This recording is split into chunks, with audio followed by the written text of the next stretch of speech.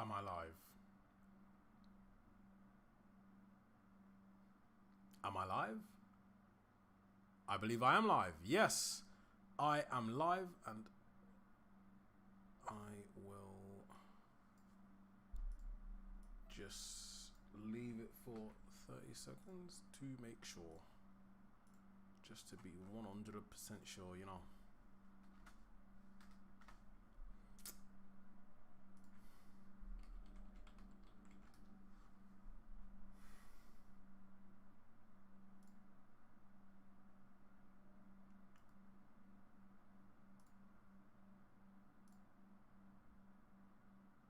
Am I live?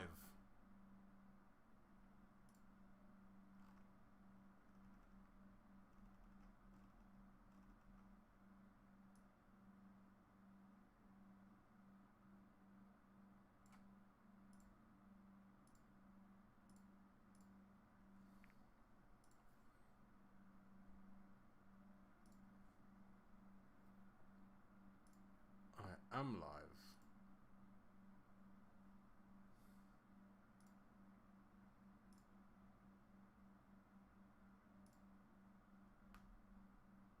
Here we go. We are now 100% live. But now that I've confirmed that we're live, I will say hello, everybody, and welcome back to MUFC MPB here on YouTube. My name is Brooks, and today is Friday, the 29th of September. And as you can tell by the title, the main topic of discussion in this evening's episode is going to be about Lisandro Martinez and Sergio Reguilón and their injury updates. Of course, we, Manchester United, have been ravaged by injuries so early on in the season. It could be down to a number of things, but I think it might be down to fixture congestion, extra minutes, and just general bad luck. But we have a few things on the agenda today, and I will take you through them just very briefly. So we'll be talking about injuries, the potential centre-back partnership, and an interesting stat which you might not be aware of regarding such. We'll go with the predicted lineup as well. Dan Gore, a Brazilian striker who you might have seen a few reports on over the past day or so from Flamengo, is called Loran, and Anthony. His return and what it could potentially mean for Manchester United, Erik ten Hag, the other players, etc, etc, etc. But of course, we will be starting off with the big story today, which is that it's kind of annoying that I have to say it, and it's annoying that it's actually happening. But Lisandro Martinez could potentially be out for up to 2 to 3 months with the same injury that he picked up last season against Sevilla in the Europa League knockout rounds. It's a foot. There's a bone in his foot. I think he fractured a bone in his foot. It was an inconspicuous injury. I don't think he got tackled. I think it was just an awkward foot landing. Anything could have happened. He didn't get tackled or anything like that. But it is it's a flare-up of the injury. He's got pain and I believe bruising in the exact spot in which he did fracture his foot. So he will be out for around 2 to 3 months, which is terrible news for us. He 100% is our starting centre-back. I think he might be the first name on the team sheet in terms of defenders. You've got someone there who he's not Vidic. I'm not saying he is Vidic, but he's the closest thing to Vidic that we've had since Vidic. And I'm talking about the types of challenges he makes. He's not afraid to put his head on the line, his feet on the line, his whole body on the line to stop the ball from finding the back of our net. And he hasn't been playing too terrific this season, but I do think that's down to the fact that he has just really come back from injury. And obviously it's coming back and it's affecting his game. Sorry. I believe it was the match against Brighton in which he came off early. But that was the last match before the international break was. He did obviously come off the pitch early in that game. He didn't get stretched off or anything. It was more like, I'm coming off now because, no, as we know now, he was hurt. He was injured, and it's not. You know, he went on international break with Argentina, but he didn't play, thank God. But yeah, he did play since he's been back from international break and in the Premier League, and it's kind of messed him up a little bit. So a 2 to 3 month layoff for Lisandro Martinez is looking the most likely. I'd imagine and hope that we can cope. That rhymed. I'd imagine that we could cope without him. We've obviously got Victor Lindelof, Harry Maguire, and Johnny Evans to battle it out for that left centre-back spot or the right centre-back spot, depending on where Erik ten Hag puts Varane. But we will be talking about that a bit later on the episode. We also have some updates on Sergio Reguilón. Manchester United are unsure. He'll be going through tests to see if he is available after the Crystal. He's definitely not going to be available for the Palace game tomorrow, which I think is a big miss, although we do have Amrabat, who's proved against Crystal Palace, perfect actually, that he can operate in the left-back role. It's not a fixed left-back role, of course, with the system that Erik ten Hag plays, and a lot of the high-level managers in the Premier League do play. The fullbacks, or at least one of the fullbacks, does like to tuck in, or is instructed to tuck into the defensive midfield role, which we did see a lot from Amrabat against Palace on Tuesday. So we'll probably see the same thing. I'd be a bit shocked if we didn't see the same thing. But yes, Sergio Reguilón definitely will not be available for the match against Crystal Palace at Old Trafford tomorrow. And they are doing checks to see if he's available for the matches next week. I think we have a match. It's either Copenhagen or Galatasaray, but I can't remember exactly. He might be available for that. He might be available for the match afterwards, but we just have to await the results of the test to see when he can come back, because at the moment it is unsure. It's just our luck. But happy Friday. Hello, Ron. How are you doing? It just is our luck. Malacia's injured. Luke Shaw's picked up an injury. We obviously got rid of Alvaro Fernandez, which I always said would have been a mistake, because I think he can become quite good. I hope we do have a buyback clause. Or he might be on loan, actually. I think he might be on loan. But I always said it will be a mistake, not because of potential injuries, just because of the quality that we've let go. And of course, Reguilón, our emergency left-back signing to replace the injured players, is now injured himself. So, I don't know. I believe in conspiracies. I'm a big conspiracy theorist. Didn't we recently acquire a medical coaching staff from Arsenal? I think his name is O'Driscoll. I have been watching a bit of rugby, so I might be a bit wrong there, but I don't know. Arsenal might have seen us as a threat and said, yeah, go there, sabotage. But I don't want to put too many things up in the air. I might accidentally expose someone. And of course, yesterday, we did speak about Kobbie Mainoo and Amad Diallo, but we'll just go over that a tiny bit. They are reported to be on their way back very, very soon, actually. Potentially as soon as after the next international break, which is in October, which is Sunday. So Sunday is October, which will be the 1st of October. So hopefully we do see them as soon as possible in the starting lineups again. Because I know Kobbie Mainoo is a youth player. He's young. He's 18. He doesn't have that Premier League experience, but he does obviously have the trust and faith of the Manchester United coaching staff, especially Erik ten Hag. He does seem to like him quite a bit. And of course, in pre-season, he was a part of the stronger sides that were playing. Of course, he started the match against Real Madrid, the game which he did pick up the injury. And I know in pre-season, there's usually one half of like the strong side, and then the second half, or later on in the match, it might be a weakened side. Kobbie Mainoo wasn't a part of the weakened side. He's a part of Manchester United's starting lineups, and I'm happy for him, and I'm happy that he's going to be back soon, and I'm very excited to see what he can actually bring to us in the Premier League. Of course, we have signed Sofiane Amrabat. Probably Mainoo's injury might have been a big reason as to why we did sign him. But it will provide healthy competition. It will provide a bit of a different personality, a different style of play on the ball. And to be perfectly honest, just give us numbers. It gives us an extra rotation option, because at the moment we really don't have that. So I'm looking forward to seeing him return. But I've got hi Matt. Who is Erik ten Hag gonna go with at left back? Anton Brooks, my full government name right there. Love the stream. Thank you for saying that. I mean, it is really only going to be Amrabat, although obviously the way that Erik ten Hag plays and the way that Pep Guardiola plays, Ange Postecoglou, I believe is the correct pronunciation of his name, and a couple of other managers in the Premier League, one of the fullbacks or both of them maybe push up and become narrow, so they effectively play as a centre defensive midfielder or a centre midfielder, and that's what we saw a lot of from Amrabat on Tuesday against Palace. In fact, we saw him play pretty much every position. I still don't know.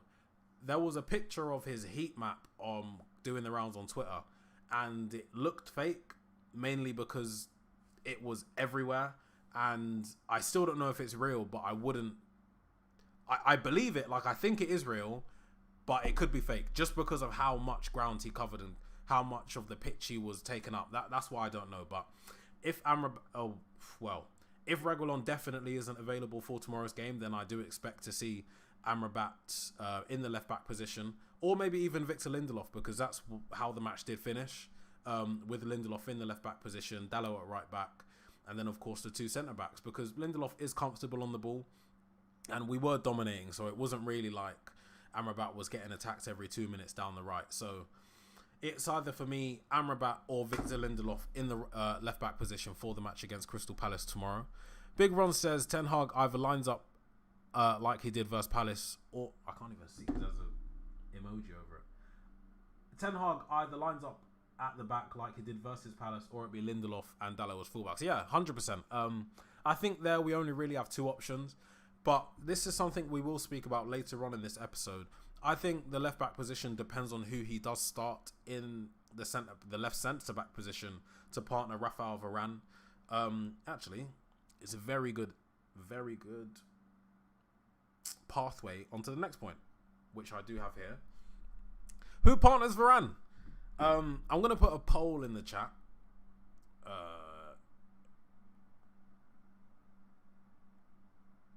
Oh, here it is. I'm going to put a poll in the chat just to get some different opinions, because I've already made my mind up on who I think should partner Rafael Varane at the back against Palace. But I'm just going to type a question for you guys.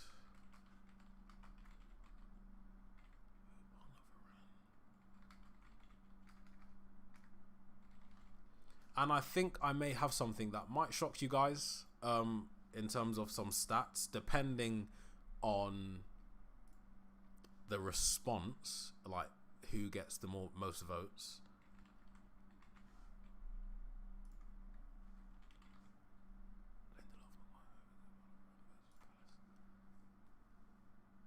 Yes, so there is a poll here for you guys. The question being, who will partner Varane versus Palace? Now, we do have an option of the three remaining centre-backs. It is Victor Lindelof, Harry Maguire, or Johnny Evans. My choice would be Victor Lindelof because I think he's the best out of the available three. However, I will tell you something now. Rafael Varane and Harry Maguire have had a few games together. Quite a lot, actually. I think more than you'd think. And I have a stat here from, I think it's Sky Sports, but it's just like a picture of it. It's a picture of a table. They've played 9 games together, as in from minute 1 to the final whistle. And these would have been in the Premier League last season. There are 9 games, 3 draws, and 6 wins. 5 of them at home. No, wait, what? 4 home games and 5 away games. We have 3 out of 4 home games with Rafael Varane and Harry Maguire at centre-back. So all I'm saying is, if Erik ten Hag decides to pick Harry Maguire, it's a decision which obviously won't go down very well. You know how it goes with anything to do with Maguire. It's boos or it's criticism or abuse on social media. But look at the stats. Look at the history of that partnership. They do play quite well together, and they do have the stats and the results to back it up. So my choice would be Lindelof. I just prefer Lindelof in terms of the way we play, in terms of the way we want to build out from the back, and the speed at which Lindelof works is higher and quicker than Maguire. My main criticism of Harry Maguire would be the amount of time he does spend on the ball. Of course, when you're actually playing the match, you're on the pitch, you won't see the same things as I would see watching on the TV. But it does get quite frustrating sometimes, whereas with Lindelof, he's quicker on the ball. He can actually bring it out from the back at a higher speed than Harry Maguire and pick the passes out quicker. That's personally why I prefer Victor Lindelof over Harry Maguire. However, I do kind of expect him to choose Maguire at the back. to partner Rafael Varane, because he did have a very, very good game against Palace on Tuesday anyway. So why would you want to break that up? Especially now that Lisandro Martinez has essentially been ruled out for 2 to 3 months. So I don't know. I don't know what Erik ten Hag is going to do, but I think, to be perfectly honest, any of those 3 options, as long as we have Rafael Varane there, I think is more than good enough against Crystal Palace. But I'm just going to read a couple more of your comments. Anton, did you know much of a team United? Do you know how much? I'm going to imagine better. Do you know how much of a better team United looked with no Bruno? Kept the ball so well. First time all season we looked decent. When was the last time we scored 3 in a game? I kind of expected this question to come up, and I've seen a lot of people talk about, Bruno needs to be dropped. We played so much better without. I don't think we played better because Bruno wasn't there. I think we played well because we had other players coming back. I think Mason Mount makes more of a difference to this team than people probably realise.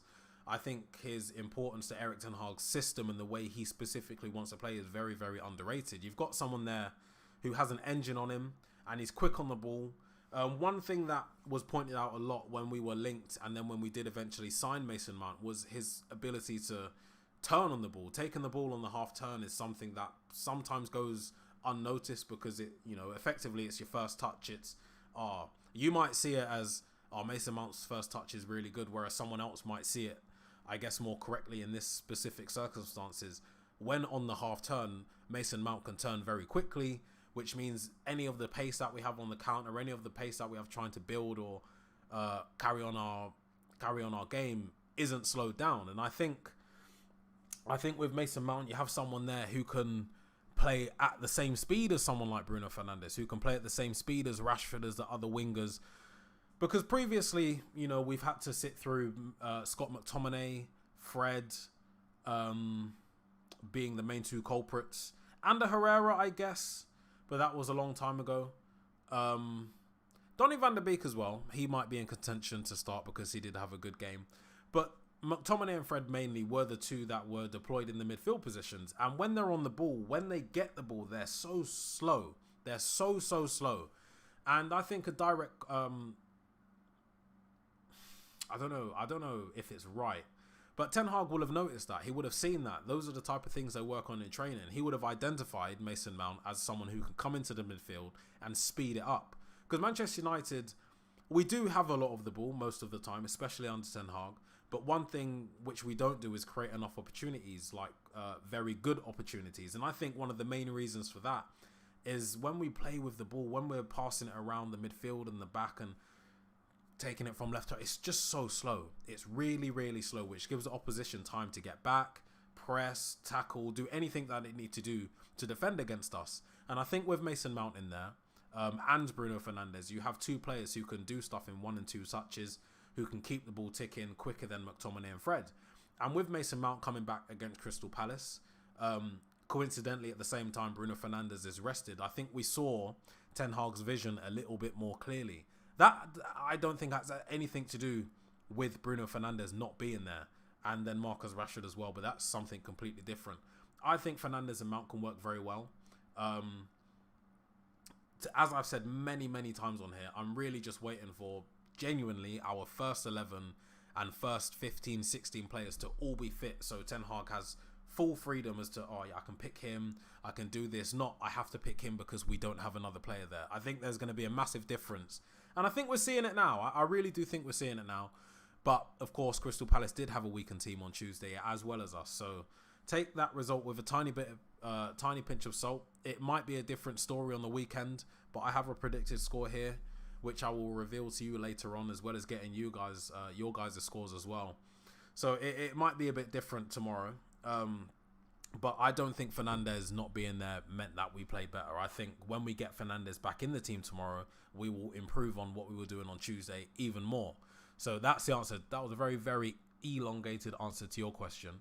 Matt says, Bruno is a kingpin, can't drop. Yeah, he is a kingpin. He's a club captain. Why change a winning team? Because Crystal Palace will be stronger. They will start their strongest team, which means we will need to start our strongest team. We played Mount in earlier games this season. We looked shit, bro. Everybody looked terrible. The whole team looked terrible. That's all I can say to that. If it was just Mount, or if it was just Fernandez or just Casemiro, yeah, cool. But nobody looked good, maybe apart from Wan-Bissaka. But we've been terrible since, well, the first game of the season. We just didn't even look. We didn't look convincing against Wolves, even though we won 1-0. It didn't feel like a win. But with Fernandez and Mount in front of Casemiro, and then probably Amrabat at left back, I think we could be onto something very, very good here. Big Ron says, Anton, Mount has played with Bruno and Rashford this season. We were poor. The whole team was poor. I don't think it's down to the fact that it was Bruno and Rashford. And I had this discussion with my friend yesterday. He's a big Man United fan as well as myself. And he was saying, we need to get rid of Rashford. Need to drop Rashford. And I'm saying, listen, you can't drop Rashford. Like, at the moment, you cannot drop Rashford. I love Garnacho. I'm one of Garnacho's biggest fans, and I can understand and appreciate what he brings to the team, but I can also understand and appreciate what Rashford brings to the team. He hasn't played very well this season, but neither have 8 or 9 of our other players. And I think what people need to kind of get out of their vocabulary with Marcus Rashford is the purple patch, Mr. Purple Patch, or whatever they call him. I don't think you have a purple patch if you're scoring 30 goals and getting 11 assists. 41, I believe, goal contributions he got last season. This isn't the first time he scored 25 plus. I think it's his second or third time.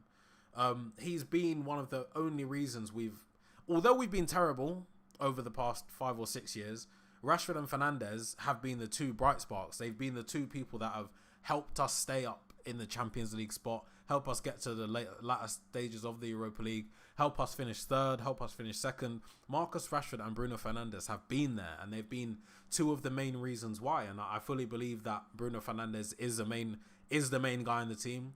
Rashford almost there, along with Casemiro, Lisandro Martinez, Rafael Varane. He can't be dropped. They cannot be dropped, because I had this debate with Harry Kane and Sergio Aguero. I still don't really know the answer, although I have picked Harry Kane. But, 1-1 in the 85th minute, you got someone on the break, you got someone running through on goal. I'd rather have Rashford than any other player, especially on the left-hand side in that position.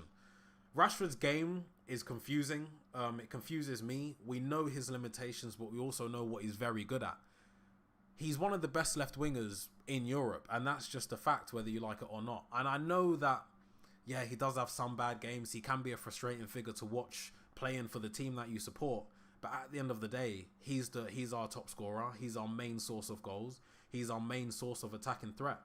And I know that we have Højlund now, and it's a different profile of striker next to Rashford, and that's something that he has to get used to. He has to acclimatise to the runs, the type of balls he can put in the box, some of the passes he might have wanted to make years ago because, that's what a striker can feed off. He might have been trained out of because we didn't have that. But now we have Højlund, someone who's going to put his head next to someone's boot to get that flick on at the near post. He's going to make lung-busting runs. He's fast, so fast.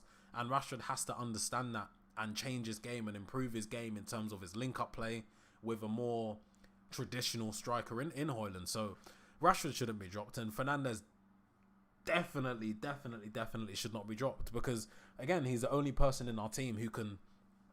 We've seen him do it. He can have his back completely to someone. The ball comes to him, but he can still turn and make the pass first time. We saw it against Leipzig in the Champions League 18 months ago. I think it was when Rashford scored a hat-trick. One of his goals, Fernandes wasn't even looking, just played it, and it was an assist. What other player on our team does that on a consistent basis? Nobody. I think those moments in the games, along with the hard work that Fernandes puts in, he's good at tracking runs. He's good. He's not afraid to put a challenge in, and he's definitely not afraid to let his voice be heard. I think there are so many reasons why he shouldn't be dropped. It's not even something that honestly ever crosses my mind. Stefan Tanakovic, hello, has to be Lindelof starting with Varane. In my opinion, no chance Maguire should be near the team. You can't. I would have taken that a couple of weeks ago, but Maguire had a very good game against the same opposition on Tuesday. So if he does get picked, for example, and then Lindelof starts at left back, and then Amrabat's in the midfield with Fernandes and Casemiro, you could then put Mount on the right or something like that, to be honest. But, pardon. I think any of the three choices at centre-back, it doesn't make a difference, in my opinion. Either way, we have a good partner for Varane and a partner that he's played with already. So I personally would go with Lindelof, but if he did go with Maguire, I wouldn't really be too bothered, to be honest. Amrabat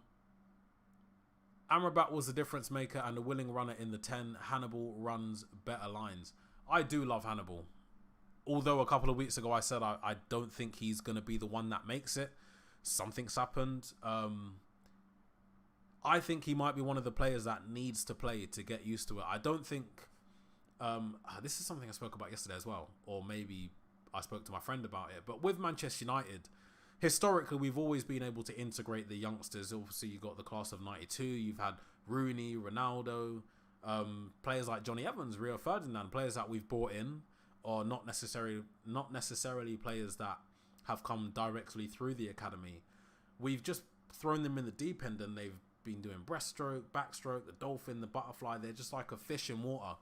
But for some reason, over the past decade or so, the young players that we've either bought in and had in the academy or like bought in a transfer window, doesn't really matter who it is. You buy them, you play them, but we seem to buy them and sit them on the bench for 5 weeks. Think about what that does for a player's confidence. Think about what it does for match fitness, the match sharpness, your knowledge of the Premier League and what the opposition is like. Because think about it. If you're a 20-year-old, a 19-year-old, I don't know, centre midfielder, you need to be playing. You have to be playing. If Manchester United come and buy you, and then you sit on the bench for 2.5 months, when you eventually get your chance and come on in the 70th minute, you are so not going to be ready for the pace of the game. And then when you're, those 20 minutes, the highlights that you get from those 20 minutes, you've picked up the ball 20 times, but you gave it away 15 times. That's not to do with the fact that you're not good enough. You're just rusty. And then they get benched because they didn't perform in those 20 minutes. But look at other teams like Arsenal, Brighton, City, any other big team. When they buy young players or when they buy players who are coming in to start, they start them. Yeah, they might not hit the ground running, but they keep on playing them because they can see the potential. They know what they've bought and they want to see them thrive, and they have to give them that time. We don't give the players that time. We give the wrong players that time, is maybe something I should say instead. But listen, Hannibal, I think, is one of the players that needs the time. And he was in and out of the team. You'd see him every few months, and playing under 21 football and reserve football is different. It's way, way, way different to men's Premier League football. And I think now he's getting a run.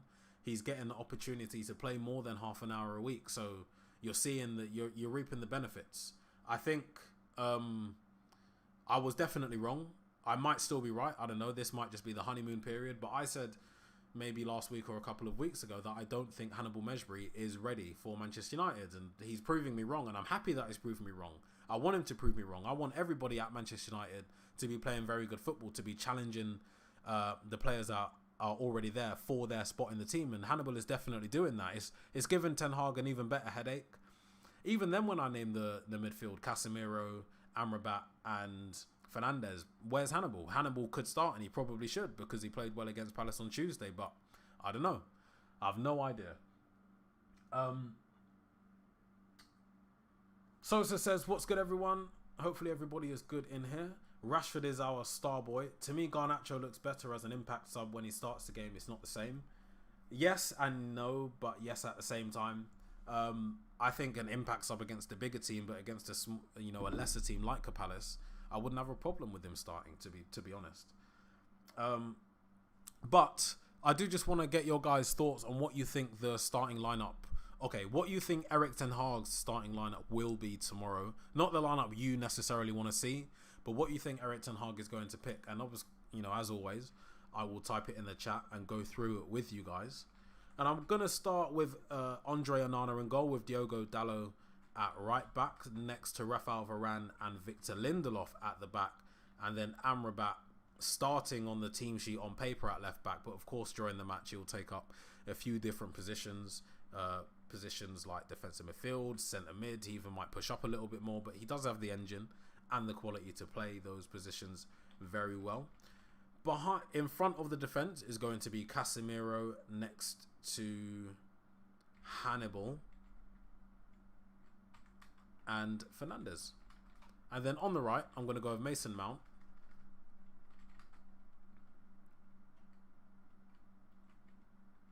Rashford on the left, And then, of course, Højlund up front because he is the main striker. So that will be my team. I've put it in the chat on the wrong account. But let's just pretend that is MPB. I've got so many screens open right now. But yeah, it will be, for me, I think the team that Erik ten Hag will name will be Andre Onana in goal, Diogo Dalot, Rafael Varane, Victor Lindelof and Sofiane Amrabat in the defence, Casemiro, Hannibal, Fernandes in the midfield with Mount, Rashford and Højlund. Let me know if you agree with that, or let me know if you have any changes that you think Erik ten Hag will make. But let's just carry on with the comments. Big Ron also says left-sided attacker rather than winger. I'm guessing you're referring to Marcus Rashford. United need a number 10 the way James Maddison plays it. Bruno just loses the ball. Bruno loses the ball, but he also creates the most. Factually, creates more than anybody else. And the reason for his not so good ball retention is because he's playing riskier passes. He's trying stuff because if it comes off, it's very good. If it doesn't, yes, it can be frustrating. But you have to try. You can't win the lottery if you don't buy the ticket. So, I've honestly God, I have no issues with Fernandes. So I'll die on his hill. I'll die on his hill. Hannibal is more intelligent runner in the 10. Look at his stats. Bruno runs around like a headless chicken. Anton, I hate to say it, but I was right about Sancho, and I'll be right about Bruno. I still don't think you're right about Bruno. Sancho, I can't remember what you said about Sancho, if I'm honest, but I'm guessing he's not good enough or he needs to be sold. If we sold him, fair enough. It just happens, innit? Sometimes transfers just don't work out, and I think that's so normal. And I think more people need to understand that. It doesn't matter who you sign. We could have signed we signed Ronaldo. It worked out initially, and then it just kind of fizzled out because of everything that happened. But imagine we signed Ronaldo, then he just didn't score for 24 games. That could have happened. Very possibly. It could happen with anybody.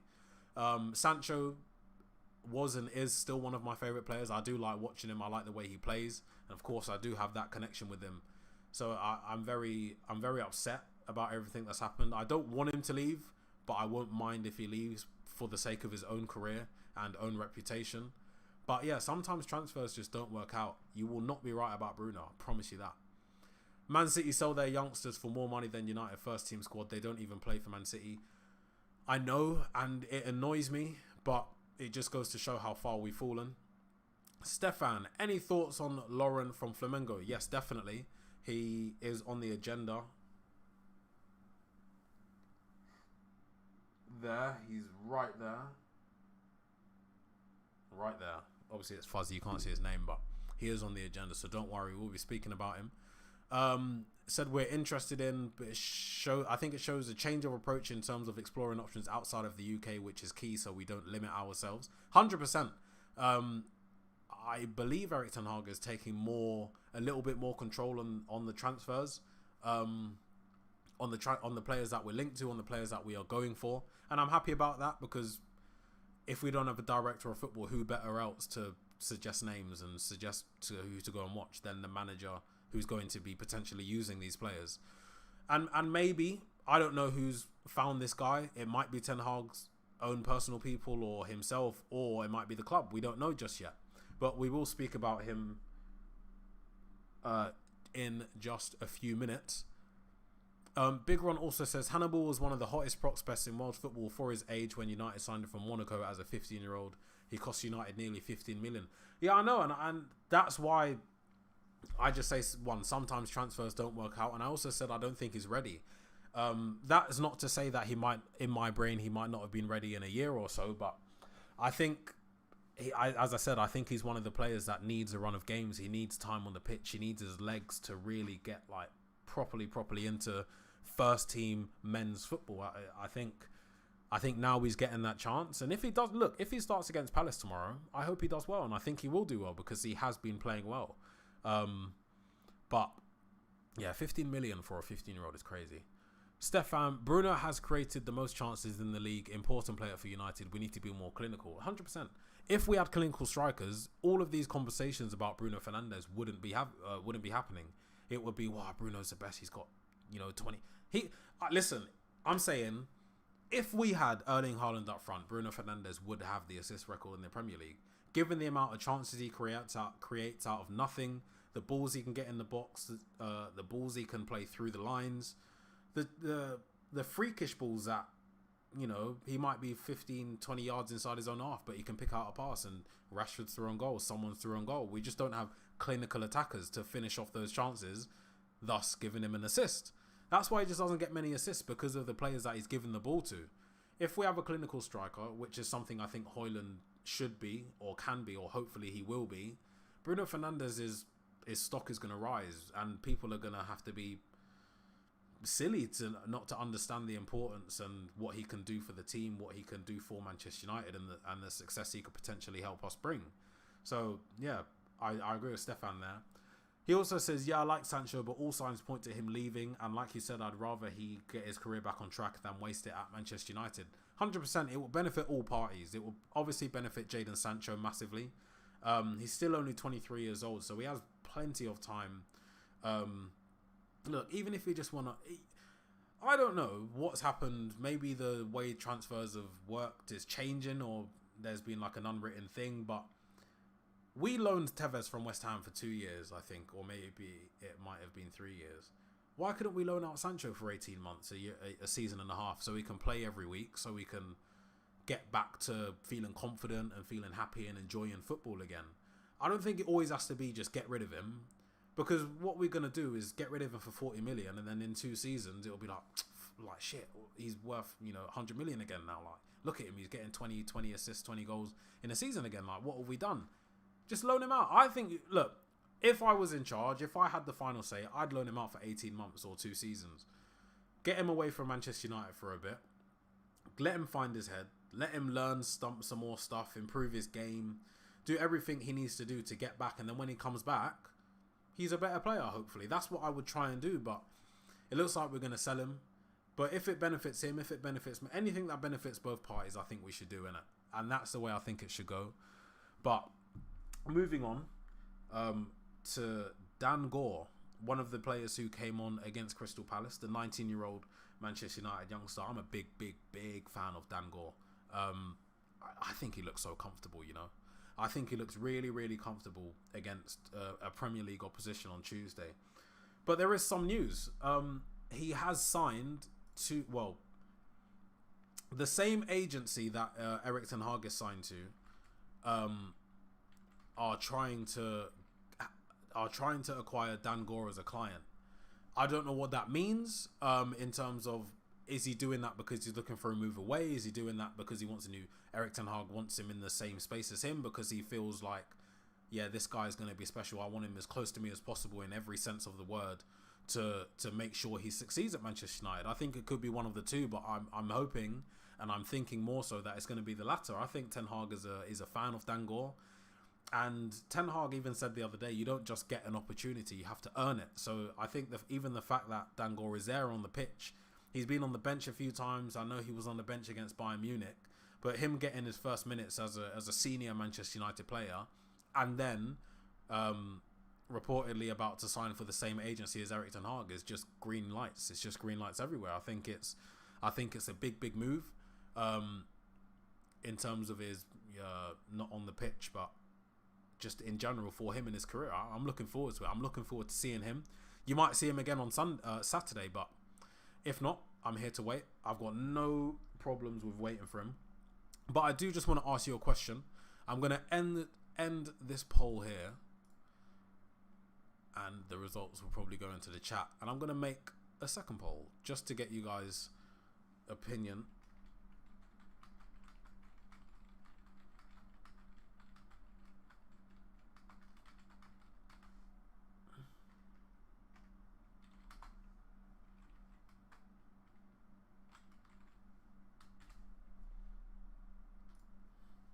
Right. There is another poll. The question being, will Dan Gore break into the first team squad in the 23-24 season? My simple answer is yes. And by breaking, I don't mean he starts 10 games in a row or he's the first name on a team sheet. I'm talking about he's getting regular minutes in like a sporadic first team player. He's, plays every couple of games. He might start a game in the cup. He might come on in the Champions League against Copenhagen or something like that. That's what I mean when I say breaking into the first team squad. Obviously, we won't really know until later on in the season, unless he does get a good run of games, which could happen. You never know. But my simple answer to will Dangor break into the first team squad in the 23-24 season is yes. I think he's a special talent. Very, very composed on the ball. Although he's only 19, he's not that physically imposing, but at the same time, he does look very robust and looks like he can handle himself. And I think that's something that's very, very important for especially young players coming through. Being able, look, your first touch might not be there in terms, it might not be a 10 out of 10, it might be a 9 out of 10, but it has to be a 10 out of 10 in the Premier League. You might not be as technically gifted as the other players, but as a young player, if you're still trying to learn the game, if you're still trying to get used to the physicality of the Premier League, if you can't look after the ball, if you can't protect the ball, if you can't get your body in between the player and the ball and actually keep yourself there, then it's not going to look good. But players like Scott McTominay, even though he's never ever been the most technically gifted for us, he's always been physically imposing. And I think having someone in there, like a McTominay, for example, the reason he's been so consistent in terms of getting selected and all these different managers going with him, I think it's because he's big and he can handle himself. And with Dangor, you've got someone there who's going to grow in terms of putting on weight. He's going to become more comfortable and stronger on the ball. I think he already now has the ability to take the ball on the turn, pick a pass out, take it past a man, do all of that. But he's also got a little bit of physicality there, which I think is very, very important. So I'm happy with that. I'm very happy to see him get on the pitch as well. But now Lauren, I don't know how to pronounce his name, but he's a Brazilian striker. He plays for Flamengo. And sources indicate that Manchester United... Actually, let me get the actual source instead of doing it from memory. As per Fabrizio Romano, Manchester United are tracking Brazilian top talent Lauren, who has a €50 million release clause. Apparently, he looks a real gem, the type of South American talents we should start looking to sign. I haven't seen any clips of him yet. Any like real clips. I've seen highlights, but obviously when you only see one highlight reel, take it with a big pinch of salt. They're not going to put in a fail comp already. But from what I can see, he looks like he's left-footed, definitely. He looks like someone who's very, very, very, very accomplished on the ball, as in not arrogant, but he looks like, yes, I'm Lauren, and yes, I can take the ball and take it past a man. It doesn't matter who you are. That's the type of player he looks like. Maybe he's got that Brazilian brilliance or the Brazilian confidence that a lot of wingers and attackers from Brazil do have. And I do like the look of him. I don't know anything really about him.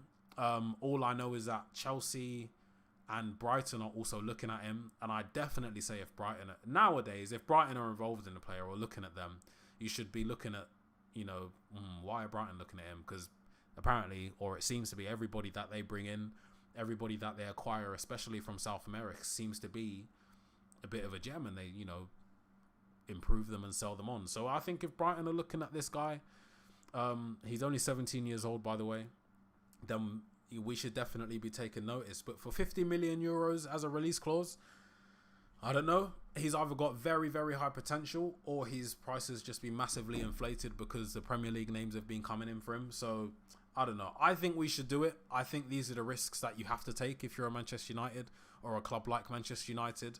However, I don't think we will, which is unfortunate. So that's the news on him. There isn't really much else apart from the fact that we are linked to him. Apparently, we've been tracking him for years, but we've been tracking everybody for years, and nothing ever really comes of it. So I'd never really take that sentence too seriously when it comes to talking about players that we could potentially sign.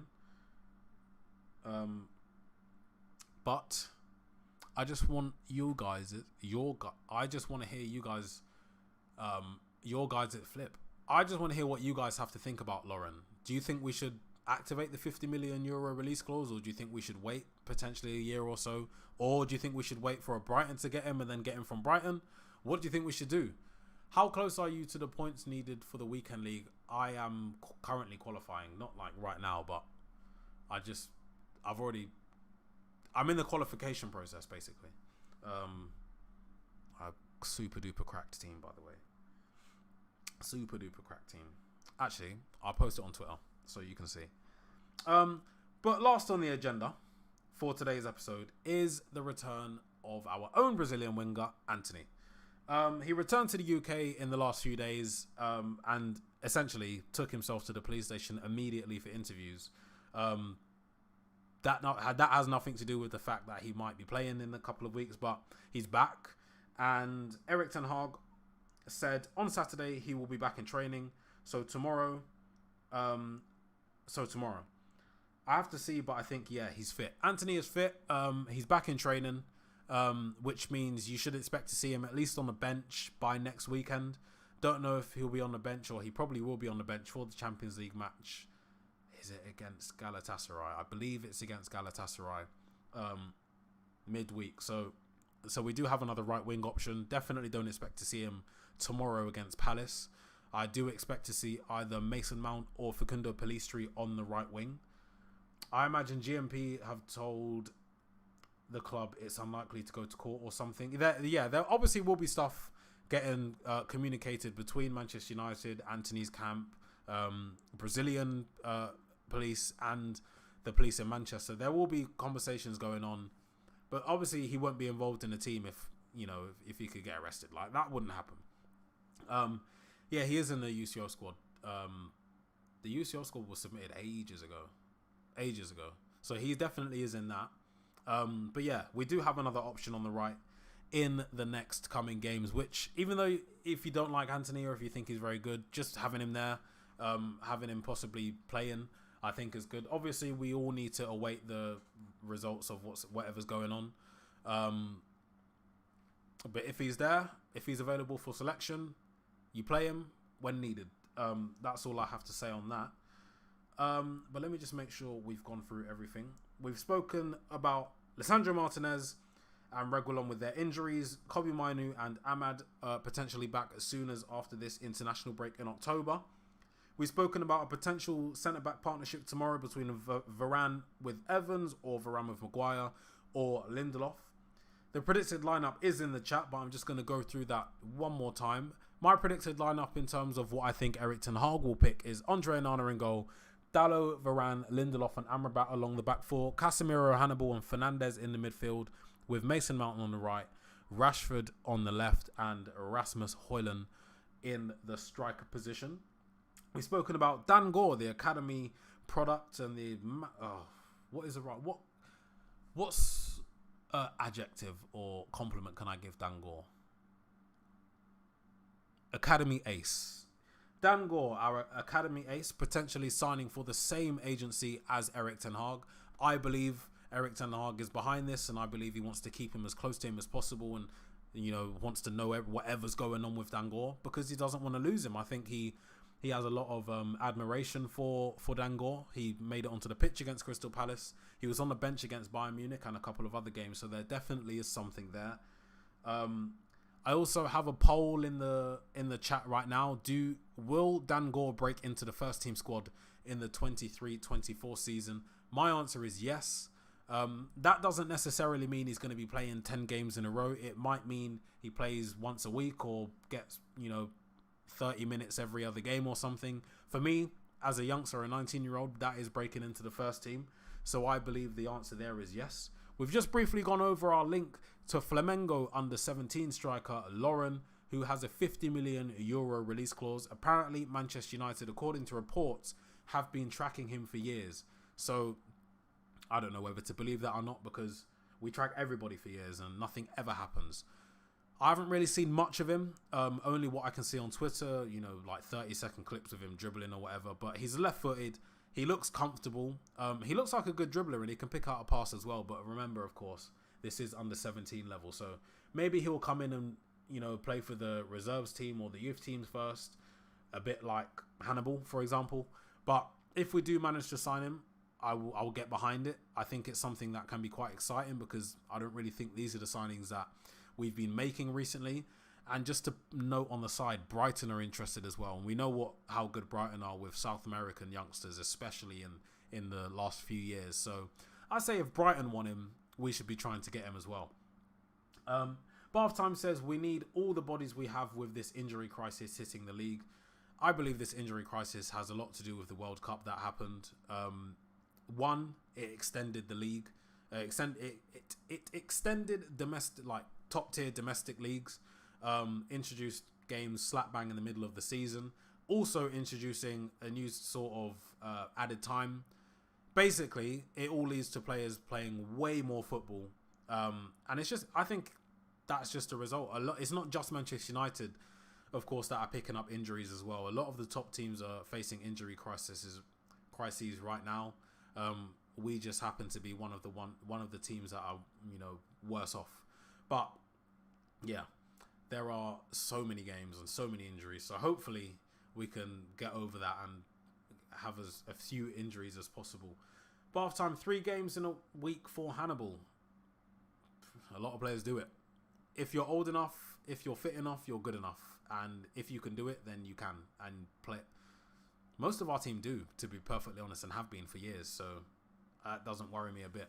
And yes, starlet is a good word for Dan Gore. Another one being Shea Lacey. I'm excited. I'm waiting for him. Is it just the top divisions or is it across the pyramid? What, the extra time?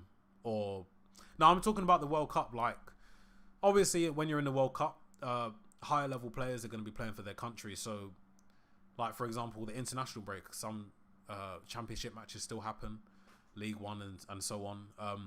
The Premier League gets, suspended for a couple of weeks because, most of the teams don't have their players. That's what I'm talking about, not in terms of all that extra time. Oh, I don't know.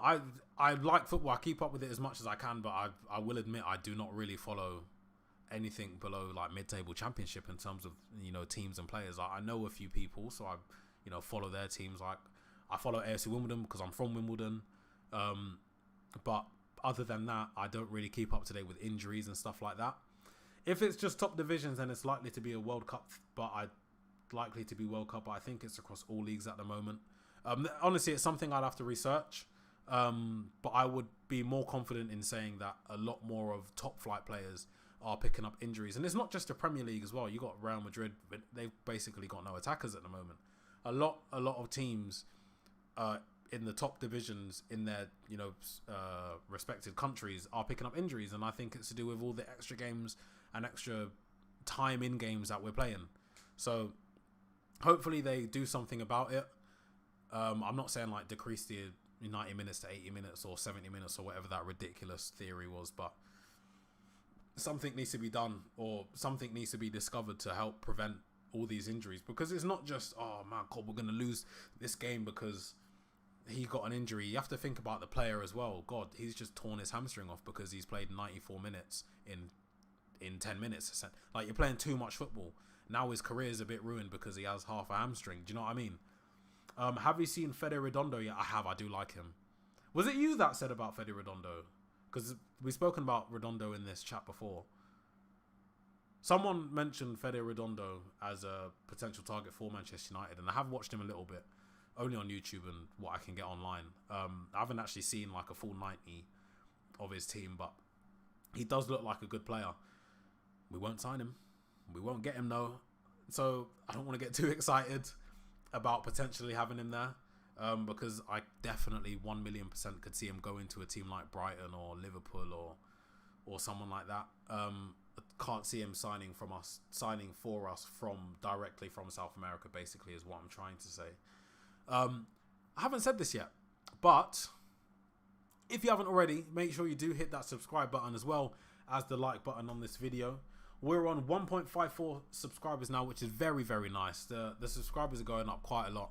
Of course, we do have 2 other presenters. It's not just me. I only present on Thursdays, Fridays, and Sundays.